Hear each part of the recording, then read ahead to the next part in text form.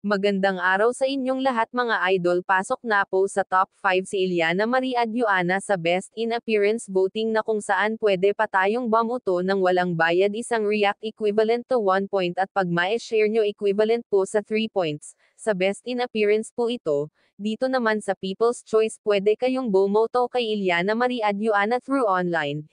Post po ni Iliana Marie Adjuana ang link. Pakinggan nyo po ang kanyang instructions.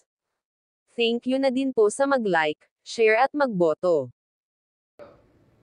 Hello mga kababayan, isang makakalikasang araw. This is Iliana Marie Adjuana, your Miss Earth Philippines 2023.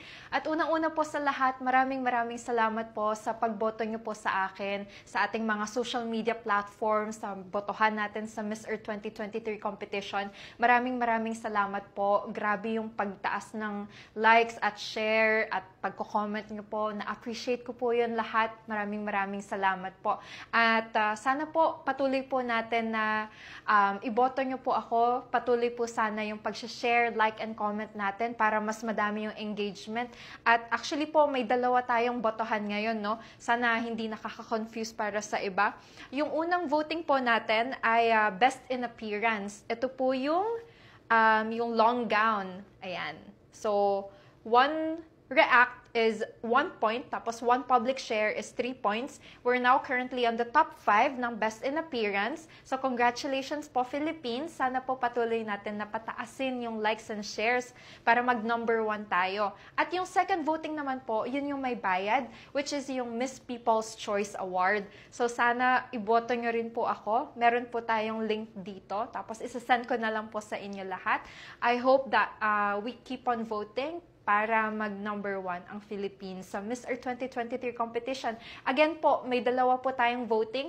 Una yung Best in Appearance, long gown photo yon. Yung ginawa namin ng preliminary, which is ito. And then the second one is yung Miss People's Choice Award, which is yung may bayad. So sana po patuloy po tayong bumoto, like, comment, and also share to your friends and to your loved ones. Maraming salamat po ulit!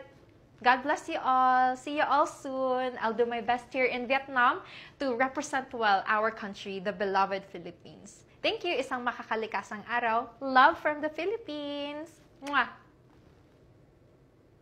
Pasok din po sa top 5 sa Best Appearance ang mga pambato ng Mongolia, Vietnam, Cambodia at Myanmar. Pero dito po sa botohan ng People Choice na may link na https://missearth1voting.com, the winner of People Choice will be automatically included in semi-final round ng Miss Earth. Ang mga palarang mananalo sa mga voting choice will be announced in December 12, 2023. Kaya ano pang hinihintay nyo? Just vote for Iliana Marie Adjuana.